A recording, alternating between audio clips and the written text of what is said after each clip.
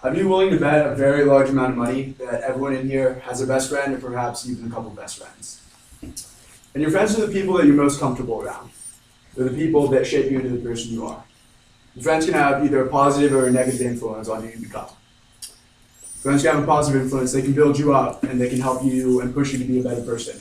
They can also have a negative influence and pull you down dark paths.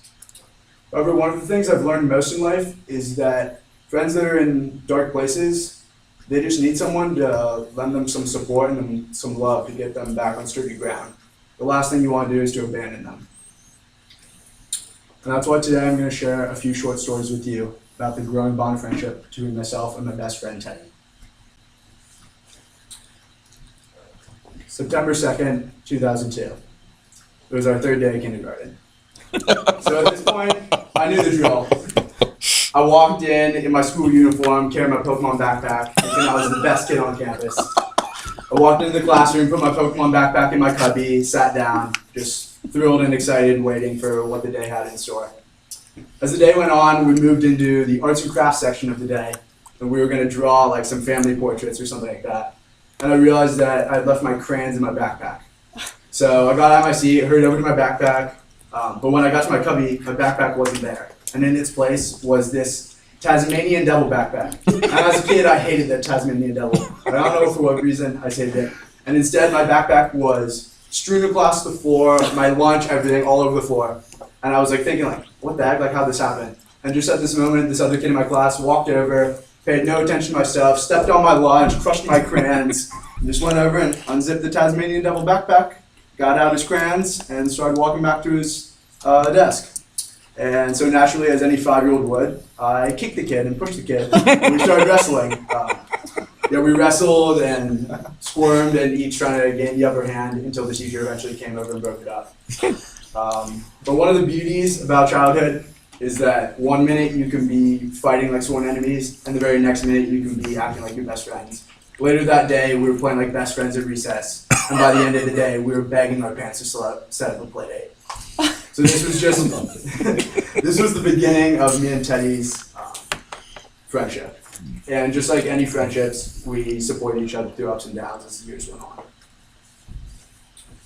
October 6th, 2011. It was our freshman year, and homecoming was just around the corner.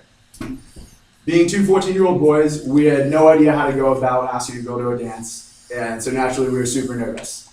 And we came up with a brilliant idea that the only way we could get through it is if we did it together. So we spent a whole week planning who we were going to ask, where we were going to ask, how we were going to do it, when, all of those kind of odds and ends. And when it came down to it, we were too nervous to do it alone, so we decided that the best way to do it is to ask two girls at the same time. And our brilliant idea was to switch off phrases as we asked them. And this was a great idea in our minds, but as soon as we started saying it out loud, we're like, oh God, we sound really stupid. But at that point, it was too late. We couldn't stop. So we just kind of kept going with it, and surprisingly, under some miracle, the two girls said yes. And it was just us supporting each other through these awkward and uncomfortable situations growing up that really strengthened our friendship. And it also led us to believe that we would be there to support each other in any hardship that came up in life. June 22nd, 2014.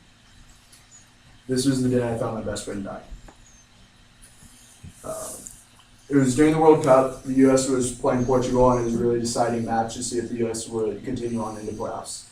There was a huge viewing event going on at the Most up here, and me, Teddy, and a few other friends had decided to go and watch the match.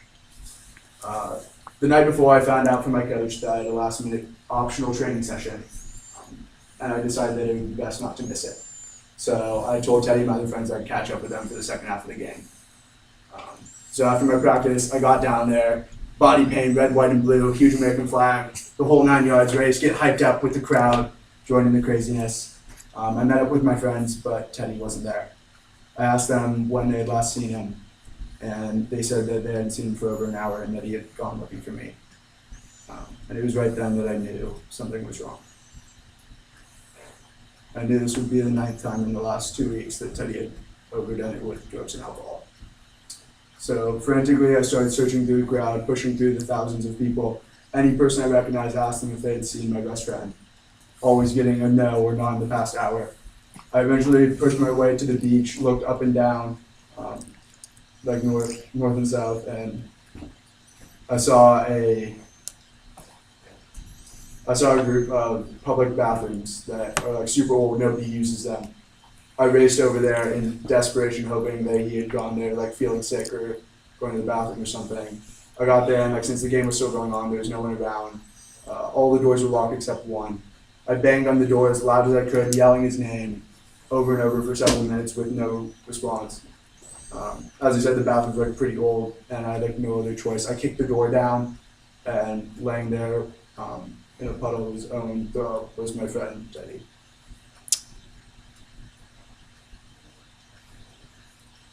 I raced in there, I pulled him out, I picked him up, I dragged him onto the beach, all the while yelling at someone nearby to call the ambulance. Luckily, since it was such a big event, there was paramedics close by and on hand. I just remember yelling there over him, like trying to wipe him off and make him clean as paramedics came and strapped him in and took him in an ambulance. I just remember him racing off to the hospital and me just like sitting there thinking my best friend was gonna die and that it was all my fault because I had come late. I should have been with him the whole day.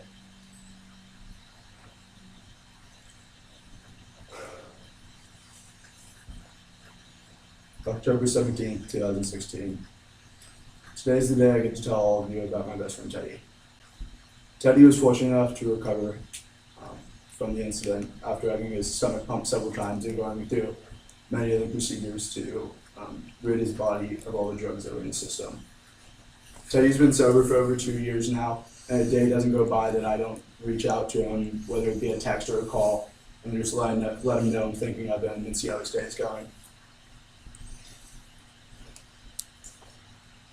It has really taught me that people that are recovering from alcohol or drug addiction, the hardest thing for them is not having people there to support them.